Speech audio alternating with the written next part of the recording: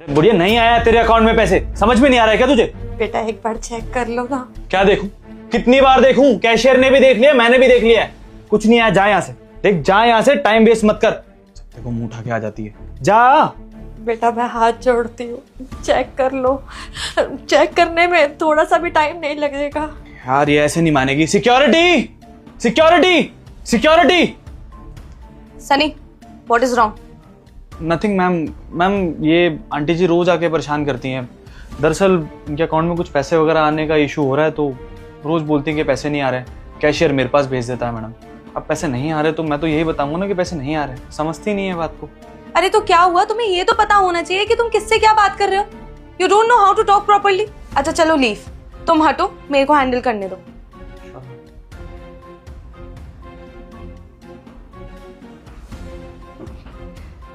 जी माता जी बैठिए।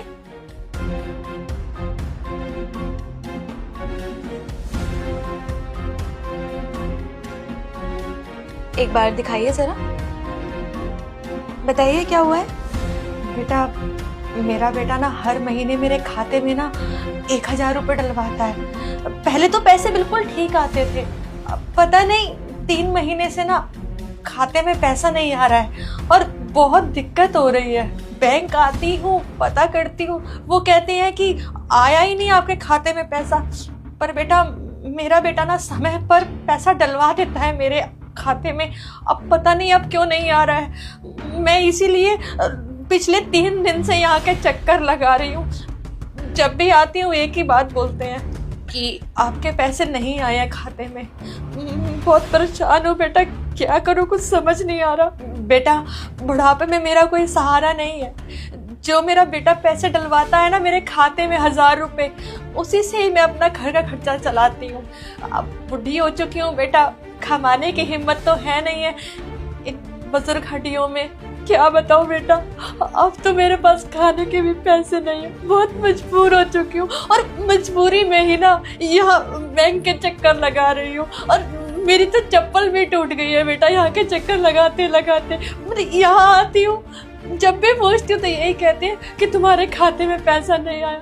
अब बेटा क्या करूँ समझ नहीं आ रहा। और ऊपर से अंगूठा छाप कुछ आता ही नहीं है, क्या करना है क्या नहीं करना। इसीलिए बस बेटा समझ नहीं आ रहा था, इसीलिए आ गई। माता जी 1 सेकंड रुकिए। हाँ बेटा एक बार ना अच्छे से जांच पड़ताल करके बता दो कि मेरा बेटा तो डलवाता है हर महीने पैसा, पर मेरे खाते में क्यों नहीं आ रहा है। अच्छा है ना, पूरे 2.5 लाख रुपए का है। बेबी बहुत ज्यादा अच्छा, thank you so much. Unknown number. Hello, good morning. मैं लेना देना बैंक से बोल रही हूँ। क्या मेरी बात शकुंतला देवी के बेटे से हो रही है? नहीं हो सकती, मैं उनकी बहू बोल रही हूँ। मुझे बताइए क्या काम है। जी वो मुझे ये पूछना था कि आपके हस्बैंड उनकी मम्मी को 1000 रुपए भेजते हैं, पर मैंने अभी उनका पूरा पासबुक चेक किया, 1000 रुपए तो ट्रांजेक्शन में है ही नहीं। क्या वो सच में भेजते हैं? आप एक बार पूछ के बता सकती हैं, क्योंकि माता जी का ये कहना है कि 3 महीने से उनके पास पैसे नहीं आए हैं और आगे से आएंगे भी नहीं। मैं कोई पैसे नहीं डलवाने वाला। और उनको बोल दो उनका बेटा मर गया है और वो भी हमारे लिए मर गई है। दोबारा यहाँ कॉल मत करना। लीव इट ना बेबी, इस हार के लिए थैंक यू यार, बहुत अच्छा है। तुम्हें अच्छा लगा? बहुत ज्यादा। जी मैं समझ गई, लगता है हमारी साइड से प्रॉब्लम आई है। कोई नहीं सर, थैंक यू, बाय। बेटा क्या बोला मेरा बेटा? माता जी मैं माफ़ी चाहती हूँ, मुझे लगता है कि हमारी बैकएंड टीम से ही प्रॉब्लम आई है। कोई नहीं, आप ये पासबुक अपने पास रख लो, मैं एक बार चेक कर लेती हूँ। बाकी जो भी प्रॉब्लम है वो रिजॉल्व हो जाएगी और जितने भी आपके पैसे पिछले 3 महीने के वो आपको मिल जाएंगे। आप 5 मिनट बाहर वेट कर लो। और सनी तुम एक बार इनकी पासबुक लो, एंट्री करवाओ और पिछले 3 महीने में 3000 हुए इनके, तो 3000 रुपये कैश निकाल के दे देना, ठीक है? Okay ma'am, sure. बेटा मैं तो पहले ही कह रही थी कि मेरा बेटा बहुत अच्छा है। वो इतनी बड़ी नौकरी करता है वहाँ विदेश में रह के। वो हर महीने ना 1000 रुपये मेरे खाते में डलवाता था। मैंने बोला भी था इनको कि आपकी साइड से ही गलती है, पर ये बोले कि नहीं, आपका बेटा पैसे नहीं डलवा रहा। देख लिया, आपकी मैनेजर साहिबा ने बता दिया ना सही सब कुछ। अब बेटा मेरे अकाउंट में पैसे आ जाएंगे। ठीक है बेटा, वो मैं बाहर सोफे पे बैठ के ना इंतजार कर लेती हूँ। हाँ हाँ माता जी, अब आप बिल्कुल परेशान मत हो।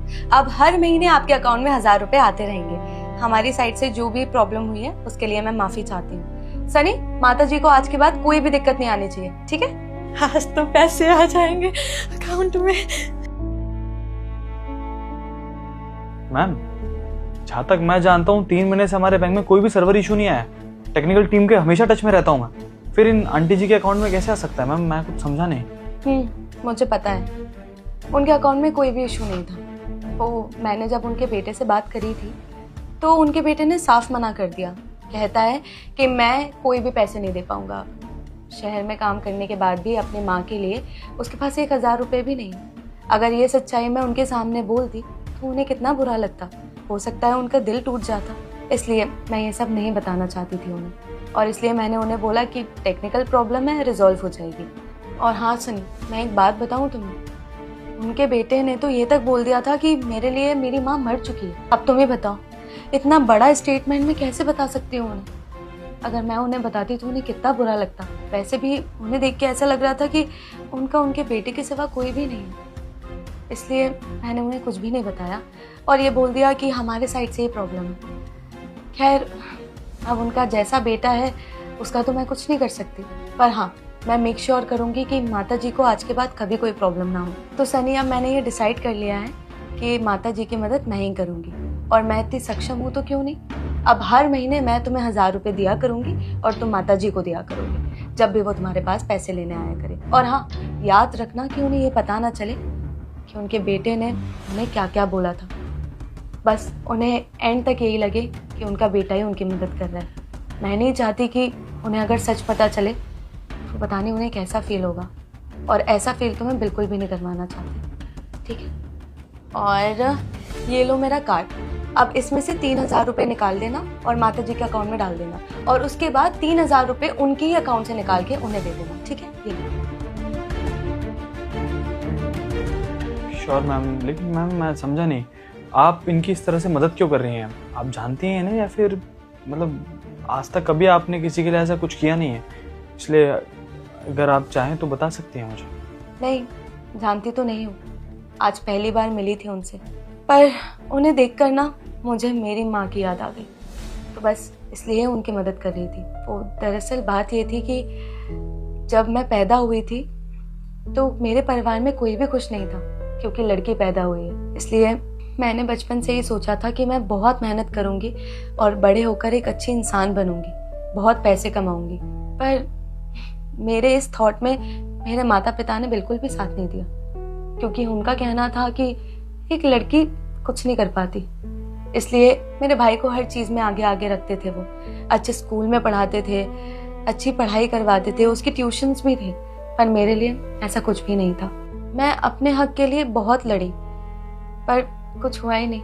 मैंने सोच लिया था कि जिस दिन मैं एक बड़ी पोस्ट पे आ जाऊंगी ना, उस दिन अपने माँ बाप को बताऊंगी कि लड़कियां भी लड़कों से कम नहीं होती। और आज देखो, इस बैंक की मैनेजर हूं मैं, पर अपने माँ बाप को बता ही नहीं सकती, क्योंकि अब वो इस दुनिया में ही नहीं है। इसलिए जब मैंने माता जी को देखा तो उन्हें देखकर मुझे मेरी माँ की याद आ गई। जीते जी अपने माता पिता के लिए कुछ नहीं कर पाई मैं, और जब कर पाती तो वो मेरे साथ ही नहीं थे।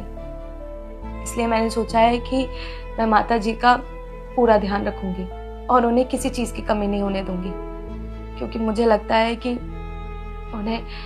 उन्हें पैसों की बहुत ज़रूरत है, और अगर मैं उनकी मदद कर सकती हूँ तो क्यों नहीं। और इससे मेरे दिल को भी तसल्ली रहेगी। मुझे लगेगा शायद मैं उनकी मदद करके अपनी माँ की ही मदद कर रही हूँ। और सच बोलूँ तो उनका बेटा कुछ नहीं कर रहा तो क्या हुआ, उनकी बेटी तो है ना। श्योर मैम, वैसे आपकी सोच सच में बहुत अच्छी है।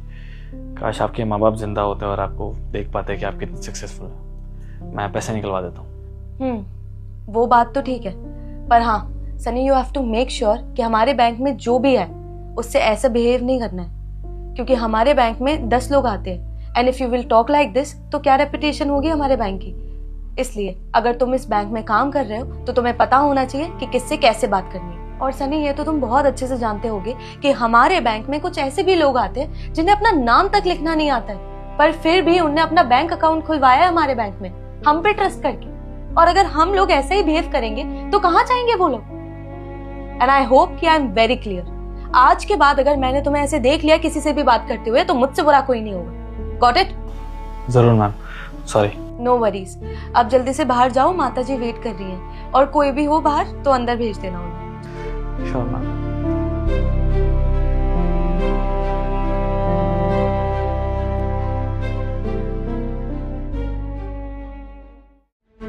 ए जी, हमको माँ दिहाड़ी मिल गया है। अरे क्या बात है, हमको भी हमारा दिहाड़ी मिल गया। ये देखो, पूरे 15,000 रुपए मिले हैं। हाँ, हमको भी हमारा दिहाड़ी मिल गया है, पूरा 9,000 रुपया। अब ना हम ना सबका पैसा सबको टाइम पे दे देंगे। हाँ, तुम सही कह रही हो। और वो मकान मालिक भी बोल रहा था, कल आके कितना चिक चिक कर रहा था, कह रहा था 2 महीने हो गए हैं, उसका किराया नहीं दिया है। अब हमें काम लग गया है, पैसे मिल गए हैं, तो उसका किराया भी चुका देंगे। तुम सही कह रहे हो, मकान मालिक को भी दे देंगे पिछले 2 महीने का किराया, और घर पे राशन पानी भी खत्म हो गया है, आटा दाल चावल चीनी सब लेके आना, आज शाम को जाएंगे वो भी ले आएंगे। और सुनिए, मुन्ना का फीस भी नहीं भराया है 2 महीने से, उसका दोस्त लोग सब उसको चिढ़ाता रहता है कि तेरा फीस नहीं भरा है, तेरा फीस नहीं भरा है, आज उसका फीस भी भर देंगे। हाँ हाँ, तुम चिंता काहे कर रही हो, अब पैसा मिला है तो राशन भी भरवा लेंगे। और मुन्ना की ना स्कूल की ड्रेस भी फट गई थी, बेचारा बहुत दिन से बोल रहा था, उसके लिए एक अच्छा सा कपड़ा लेकर भी आएंगे। सही कह रहे हो। और हाँ, उस मकान मालिक को देना मत भूलना, ये बहुत चिक चिक चिक चिक करता, हम तो परेशान हो गए हैं उसके चिक चिक से। हम तो कह रहे हैं उसका पैसा देकर ना कमरा खाली कर देते हैं, कहीं और देख लेते हैं, बहुत बोलता है वो हमसे। तुम बिल्कुल ठीक कह रहे हो, जब भी उसका किराया नहीं भराता है ना, हमेशा कमी निकालता है, ये गंदा पड़ा है वो गंदा पड़ा है। आज उसका ना किराया दे दबा के सब निपटा देंगे, खाली कर देंगे, यहाँ से हमको रहना ही नहीं। तुम काम वाम कर लो, हम भी काम वाम कर लेते। हाँ ठीक है। मैडम, ये हमारी न्यू साइट का ब्लूप्रिंट। मैं ऑफिस में चल के देखती हूँ, ये आप ऑफिस चलिए, मैं आती हूँ। ओके।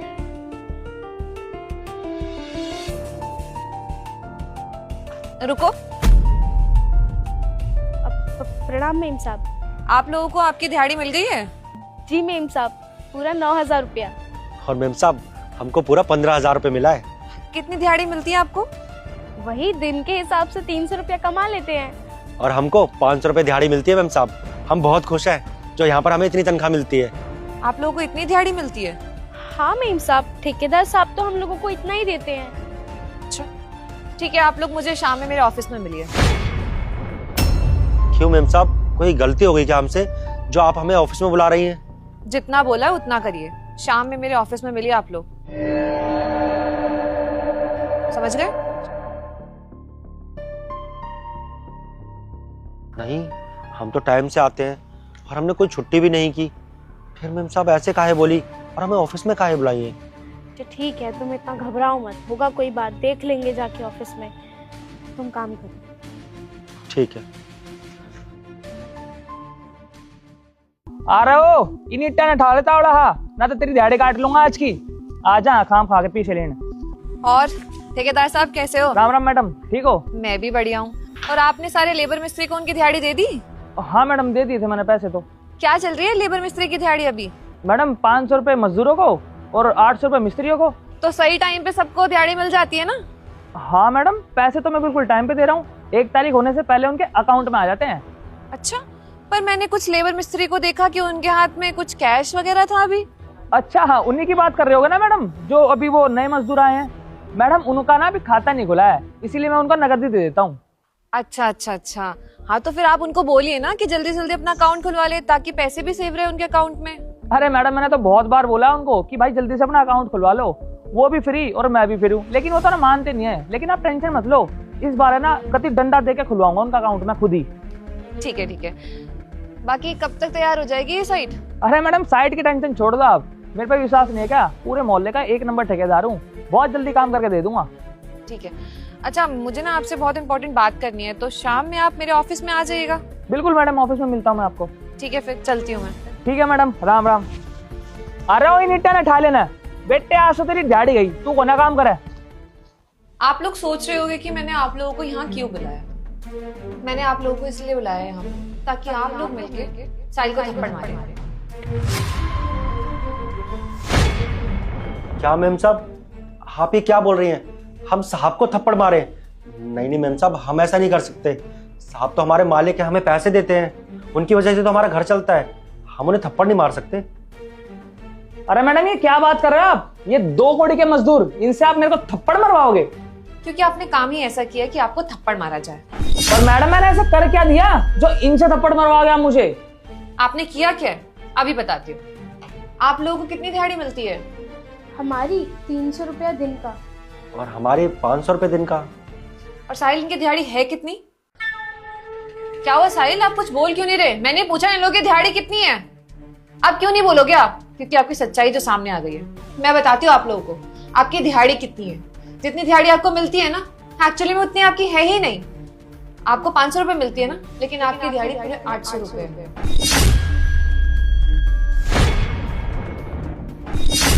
और आपको 300 रुपए मिलती है ना, और आपकी दिहाड़ी 500 रुपए है। तो उस हिसाब से आपकी महीने की तनख्वाह हुई पूरे के पूरे 24,000 रुपए, और आपकी हुई 15,000 रुपए। लेकिन आपको मिलती कितनी है? 15,000। और हमारी जोरू को 9,000। क्योंकि आधे पैसे कहाँ जाते हैं? इनकी जेब में। तो कुछ बोलोगे साहिल, आप क्या करते हो आप इनके पैसों का? अरे मैडम किन की बातों में आ रहा आप? एक तो ये काम भी ढंग से नहीं करते और ऊपर से आपको झूठ झूठ बोल रहे हैं। वो मैडम मैंने इनको उधार दे रखा है और मुझे पता है ये तो उधार चुका नहीं पाएंगे, इसलिए मैं थोड़ा थोड़ा करके इनकी दिहाड़ी से काट लेता हूँ। नहीं नहीं मेम साहब, हम सच बोल रहे हैं, हमने साहब से कोई पैसा उधार नहीं लिया। हमें तो समझ नहीं आ रहा साहब झूठ क्यों बोल रहे हैं। हम तो टाइम से आते हैं, सारा काम अच्छे से करते हैं। और आपको पता है मेम साहब, हमने एक बार साहब से पैसे मांगे भी थे, हमारे बच्चे का एडमिशन कराना था, लेकिन साहब ने मना कर दिया कि यहाँ पे कोई एडवांस नहीं मिलता है, सिर्फ दिहाड़ी मिलती है, वो भी महीने में जाकर। साहब आप ऐसा क्यों बोल रहे हैं, हमें कुछ समझ नहीं आया। साहब आप प्लीज आपको झूठ क्यों बोल रहे हैं?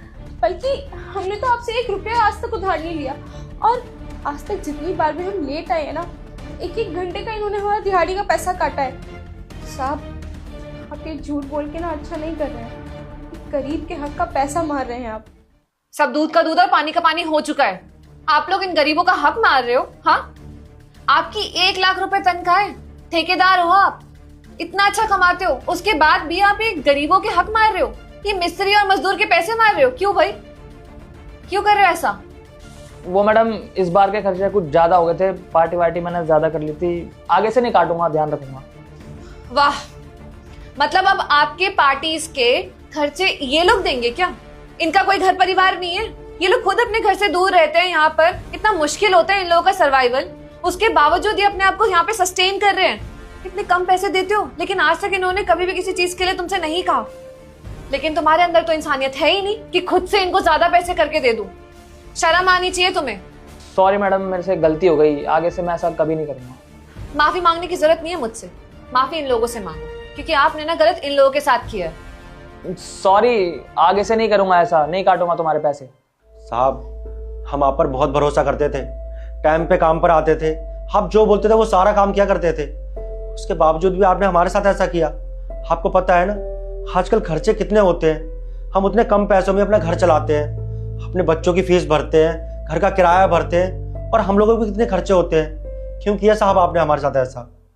और हाँ, आपके पास ना अब 2 ऑप्शन, या तो आप ये ठेकेदार की नौकरी छोड़िए, नहीं तो आप जितने पैसे आपने इनके काटे हैं वो वापस इनको दीजिए, और 1 महीने का एडवांस भी देंगे आप इनको। पर मैडम मैं कहाँ से दूंगा इतने सारे पैसे, मेरे पास नहीं है पैसे। ये सब कुछ ना आपको तब सोचना चाहिए था जब आप इन गरीबों के हक के पैसे मार रहे थे। अब ये सब बोलने से कोई फायदा नहीं है, चुपचाप से शाम तक इनके सारे ना पैसे इनको मिल जाने चाहिए, नहीं तो आपके लिए अच्छा नहीं होगा। समझ गए आप? ठीक है मैडम, दे दूंगा शाम तक इनके पैसे। अब जाइए यहाँ से। और आप लोग ध्यान रखिए, अगर आपका कोई हक मारता है ना, उसके लिए आवाज उठाइए। आज तो मैंने देख लिया था, लेकिन अगर आप यहाँ से कहीं और भी जाएंगे ना काम करने, तो इस बात का ध्यान आपको खुद रखना पड़ेगा। आपका बहुत बहुत धन्यवाद मेम साहब, और हम आगे से याद रखेंगे। ठीक है, अब आप लोग जाइए।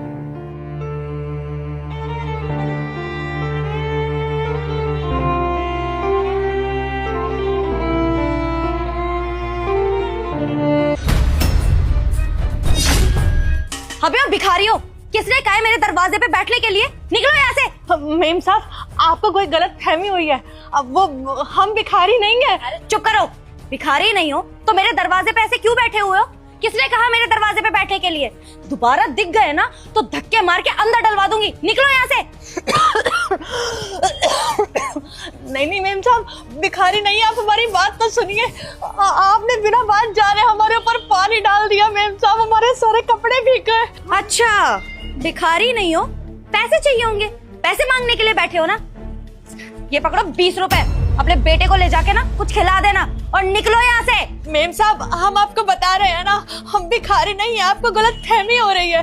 वो हम तो यहाँ पर ना वो सन्नी बिटवा है ना, उससे मिलने आए। सन्नी बिटवा ने बोला था कि कभी कोई जरूरी काम पड़े ना तो हमारे दरवाजे पर जरूर आइएगा माता जी, इसीलिए आज हम अपने बिटवा के साथ आए। वो क्या है ना, हम तो पढ़े लिखे हैं नहीं है, अंगूठा छाप है, हमको तो वो एड्रेस भी नहीं पढ़ना आता, इसीलिए ये थोड़ा पढ़ा लिखा भी है, इसको एड्रेस भी पढ़ना आता है, इसीलिए ये पूछ के हमको यहाँ ले आया। वो गाड़वा बोल रहा था कि यही तो रहते हैं सन्नी जी। तो तुम्हारे कहने का मतलब है कि तुम जैसे भिखारियों को मेरे हस्बैंड जानते हैं? जिसकी बात कर रही हो ना, मेरे हस्बैंड है वो। और भला वो तुम्हें क्यों जानेंगे? हाँ, और वो तुम्हें यहाँ क्यों बुलाएंगे? तुम जैसे भिखारियों को ना हम मुंह भी नहीं लगाते, अपने घर बुलाना तो बहुत दूर की बात है, समझे तुम? देखिए मैम साहब, हम दोनों आपके आगे हाथ जोड़ते हैं, बस एक बार सन्नी बिटवा को बुला दीजिए। अगर उसने बोला ना कि वो हमें नहीं जानता तो हम दोनों चुपचाप चले जाएंगे। अरे हमें बहुत ही जरूरी काम है, जो भी हम गांव से यहाँ इतनी दूर मिलने आए हैं। हम बहुत परेशानी में बेटा, एक बार बुला दीजिए ना, एक बार बुला दीजिए, हमको ठंड भी लग रहा है। अच्छा, सन्नी से मिलना है? ऐसा भी क्या काम है कि तुम्हें उनसे डायरेक्ट मिलना है? एक बात कान खोल के सुन लो, अगर सन्नी तुम्हें नहीं जानता हुआ ना तो मैं खुद तुम्हें धक्के मार के सोसाइटी से बाहर निकलवाऊंगी। हाँ, हम आपको बोल रहे हैं ना, अगर सन्नी बिटवा बोल देंगे ना कि हमको नहीं जानते हैं तो हम लोग यहाँ से चुपचाप खुद ही चले जाएंगे। बुला दीजिए बेटा, एक बार बुला दीजिए। ठीक है, यही रुको, यहाँ से हिलना मत। तो बेटवा बहुत ठंड लग रही है, हमारे सारे कपड़े भीग गए हैं। माँ, आप शांत हो जाइए, एक बार सन्नी भैया आएंगे ना तो हमारी सारी परेशानी दूर हो जाएंगी। सन्नी। हाँ तान्या बोलो। नीचे एक बुढ़िया और उसका बेटा आया है तुमसे मिलने, कह रहे तुम्हें जानते हैं। मुझे तो भिखारी से लग रहा है पर पता नहीं। बुढ़िया और लड़का, क्या नाम क्या बताया उन्होंने? नाम तो नहीं बताया पर कह रहे तुम्हें जानते हैं, बहुत दूर से आए हैं। अच्छा एक काम करो, ऊपर बुलाओ, देखते हैं कौन है। Are you sure? हाँ बुला लो यार, वैसे भी बुजुर्ग हैं, क्या ही करेंगे, बुला लो। नहीं कौन है? और हम आपके कपड़े बदलवा देंगे। सही कह रहा है बेटा तू। सुनो, तुम दोनों अंदर चलो, मेरे हस्बैंड बुला रहे हैं। सन्नी बिटवा ने हमें पहचान लिया, हम तो कह ही रहे थे वो हमें जानता है। हाँ, पहचान लिया, चलो अब। हाँ हाँ, हम आ रहे हैं, चल बेटा चल।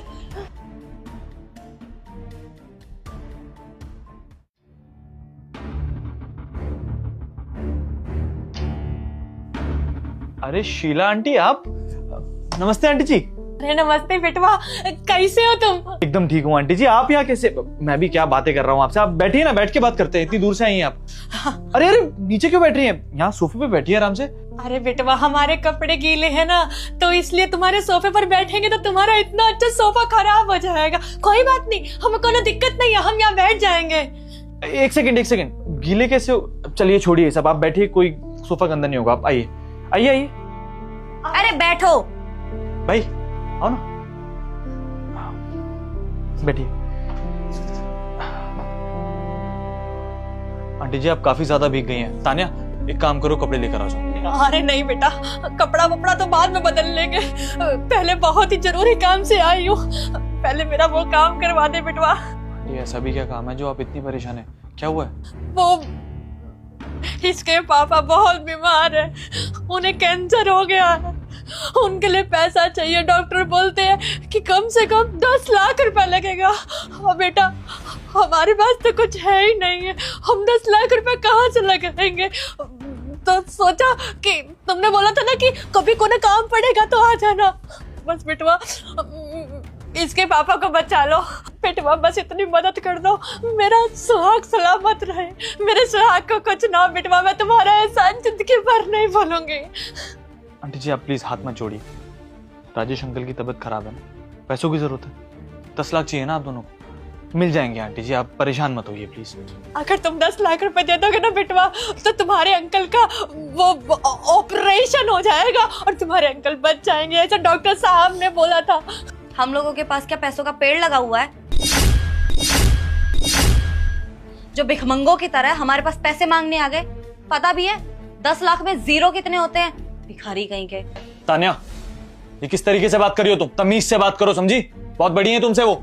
अरे बेटवा, बहुरिया से ऐसे मत बोलो, अच्छा नहीं लगता। वो क्या सोचेगी? वो ठीक कह रही है कि तुम्हारा भी घर है, बच्चे हैं, खर्चा है तुम्हारा भी, पर बहुरिया वो तुम्हारे अंकल बहुत बीमार है, उनका ऑपरेशन करवाना बहुत जरूरी है, नहीं तो हमारा सुहाग नहीं बच पाएगा। आंटी जी, मैं से कुछ बोल नहीं रहा हूँ, लेकिन इसको सच्चाई पता होना बहुत जरूरी है। ये जो तुम घर देख रही हो ना तान्या, जो अपने पति की पोस्ट पे तुम अपने लोगों के सामने डींगे हाँकती हो, वो जानते हो किसकी वजह से? राजेश अंकल की वजह से है वो सब। और ये सच तुम्हारा जानना बहुत जरूरी है। ये तो तुम्हारा पति क्या था, क्या था जानती हो? एक छोटे से गांव में छोटी सी चाय की टपरी लगाता था मैं। एक राजेश अंकल ही थे जिन्होंने मेरे टैलेंट को समझा, मुझे समझा। एक दिन कंधे पे हाथ रख के पता है क्या बोले? कि बेटा तू ये चाय वाय मत बेच, तेरी गणित बहुत अच्छी है, पढ़ाई कर। उनके कहने पे मैंने पढ़ाई चालू की और सच में मुझे बहुत मजा आने लगा। फिर एक दिन मैं उनके पास गया, मैंने कहा अंकल यहाँ पढ़ाई नहीं हो पा रही है मेरी, मुझे शहर जाना है, 50,000 की जरूरत है, कहीं से मदद हो सकती है? उस इंसान ने अपनी 2 बीघा जमीन बेच दी मेरे लिए। आज जो भी कुछ हो ना तान्या, उस इंसान की वजह से हूं, और आज तुम उन्हीं को पैसे देने के लिए मना कर रही हो। आंटी जी, आप चिंता मत कीजिए, आपको 10 लाख रुपए की जरूरत है ना, मैं आपको पूरे 12 लाख रुपए दूंगा, और अंकल जी का आप इलाज बहुत अच्छे से कराएंगे, समझी? देखिए, आप पैसे की चिंता छोड़िए, आप मुझे ये बताइए कि आपके कपड़े कैसे गीले हो गए? वो बिटवा रास्ते में से आ रहे थे ना, तो कोई कपड़े धो रहा था, तो वो पानी की बाल्टी यूं फेंकी और मेरे ऊपर पानी गिर गया बिटवा। ये तो बहुत ही बुरा हुआ आपके साथ। कोई बात नहीं, आप चिंता मत कीजिए। बुरे वक्त की खास बात यही होती है कि वो बहुत जल्दी खत्म भी हो जाता है। तान्या, जाओ लॉकर में से पैसे निकाल के लाओ और एक आंटी के लिए नई साड़ी, जाओ। सनी 1 मिनट, पैसे लाने से पहले मैं इनसे माफ़ी मांगना चाहती हूँ। आंटी जी, मुझे माफ़ कर दीजिए। सनी इनके ऊपर जिसने पानी फेंका वो कोई और नहीं बल्कि मैं ही थी। मुझे नहीं पता था कि आप सच में सनी को जानती हैं और आपके ऊपर इतनी मुसीबत आ रखी है। अगर मुझे पता होता तो सच में मैं आपके साथ ऐसा व्यवहार कभी नहीं करती। मुझे लगा कि कोई भिखारी बैठा है सामने और बस मैंने गुस्से में आके पानी फेंक दिया। प्लीज प्लीज मुझे माफ कर दीजिए। I am really sorry. अरे नहीं बहुरिया, तुम हमसे माफी मत मांगो, इसमें तुम्हारी कोई गलती नहीं है। अरे गलती तो हमारी है, हम बिना बताए दरवाजे के बाहर बैठ गए। हमें बताना तो चाहिए था ना कि हम आए हैं, गलती हमारी है। तुम माफी मांगती अच्छी नहीं लगती हो। आप चिंता मत करिए, आप बैठिए, मैं आपके लिए पैसे और चेंज करने के लिए कुछ कपड़े लेकर आती हूँ।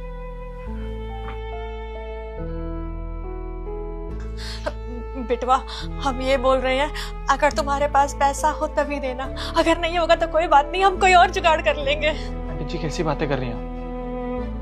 राजेश अंकल ने जो मुझे रास्ता दिखाया उसके सामने तो ये कुछ भी नहीं है। और सच कहूँ तो मेरे लिए 10-12 लाख रुपए कोई बड़ी बात नहीं है। आप चिंता मत कीजिए, सब ठीक हो जाएगा। फिलहाल आप ये छोड़िए, ये बताइए, ये मोनू है ना शायद?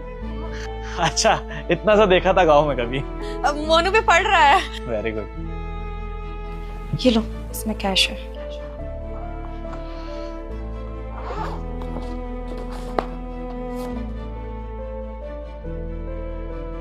आंटी जी, इसमें पूरे 12 लाख रुपए, ये लीजिए।